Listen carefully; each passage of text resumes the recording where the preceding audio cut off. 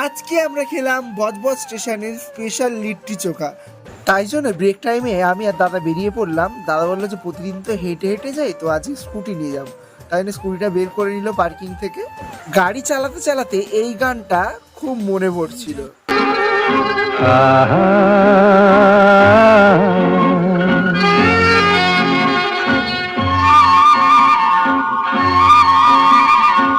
বাকিটা কিন্তু তোমাদের দায়িত্ব। গানটার অন্তরাটা অবশ্যই কমেন্ট করে জানিও। তো দেখতেই পাচ্ছ আমরা চলে এসেছি বজবজ স্টেশনে, আর এখানে ডালপুরি থেকে স্টার্ট করে লিট্টি চোখা আরো বিভিন্ন ধরনের আইটেম রয়েছে।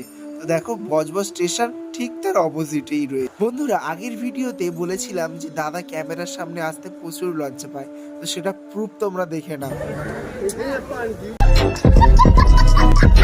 যাই হোক, সাপোর্ট করলেই হবে। আমি ততক্ষণ খেতে থাকি আর তোমরা চ্যানেলটিকে সাবস্ক্রাইব করে রেখো। টাটা।